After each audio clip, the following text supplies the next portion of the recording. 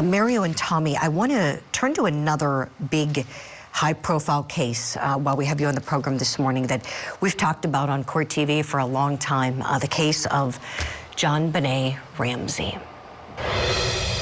I believe that the case will be solved with DNA technology. You know, Lou Smith, the legendary detective that was brought in to work on this case by the DA early on, out of retirement, told me, he said, this case will be solved by DNA.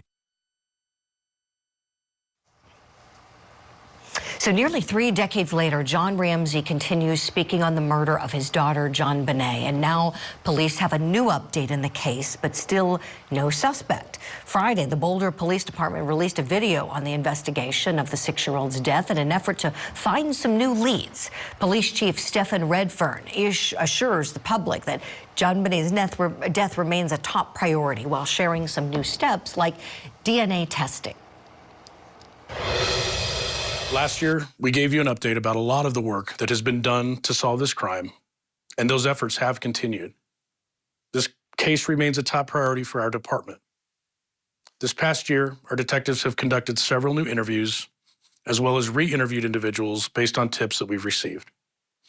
We've also collected new evidence and tested and retested other pieces of evidence to generate new leads. Techniques and technology constantly evolve. This is especially true with technology related to DNA testing. Detectives continue to consult with outside experts from across the country, as well as our state and federal partners, to strategize and explore all options when it comes to evidence testing. Okay, now the chief said the department has also been in contact with the Ramsey family. They urge anyone with knowledge of the crime to please come forward. So this update that really didn't give any details is what got us talking. And so what I was wondering, and I want to ask all of you, do you think there's a method to this madness, to have the chief essentially go on, on television, online, on, wherever this update was played publicly, and basically say we have an update and working on it, but there was nothing specific. We're talking about DNA testing. Well, what DNA? Whose did you find? Who are you in? It just, is there a reason for this? I just wonder, are they looking to surveil someone in particular? Are they trying to put this out there to maybe prompt someone to act so they can take a look at what they do? Manuel Gomez, you're joining the conversation. What do you say, please? Well, I did some severe research into this case, and I have to tell you, there is DNA found, new DNA found on the little girl's underwear, okay?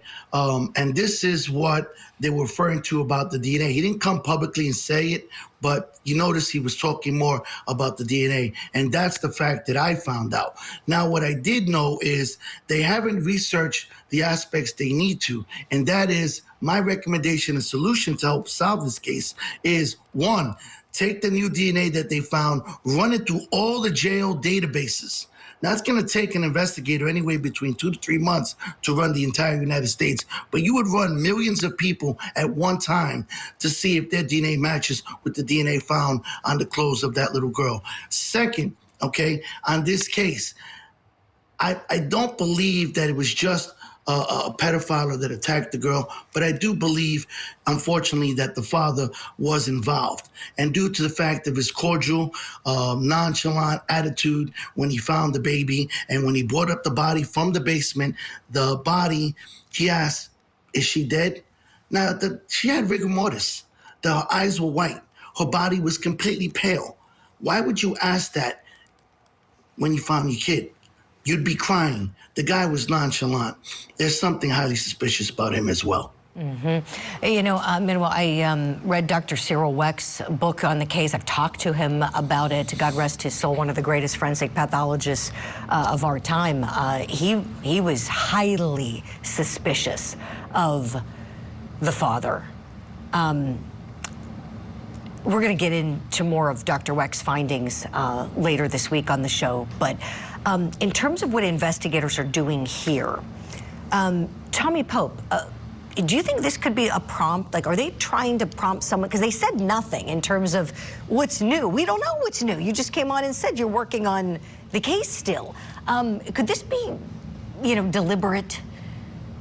A law enforcement tactic, in other words. Yeah, I think it could be. I will say it's an irony, Julie. You and I were talking when I saw you in studio in Atlanta, how I got invited to New York to talk about the JonBenét Ramsey case like 30 years ago, and the media was saying, why are they not more forthcoming? And I was explaining that sometimes law enforcement has to keep it close to the vest. And I joked that I never got invited back to that group after I told them the media didn't need to know more. But I think, we do have new technology. I can remember a death penalty case I tried right when DNA first started, and it was that RFLP DNA, and you had to have about the sample size of a quarter. And by the time the guy had gotten it overturned and come back, and I had to try him again, we had PCR. And so now you have the smaller, DNA. And so I think they've got the evidence.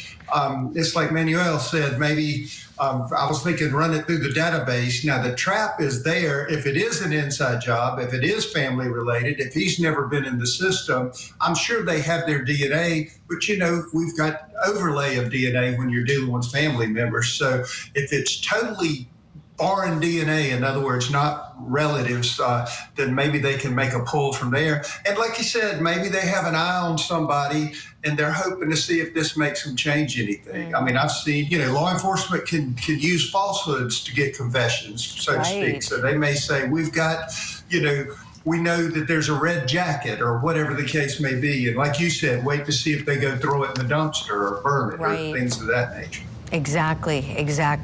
There's so many more questions with this case. I wish we had more time.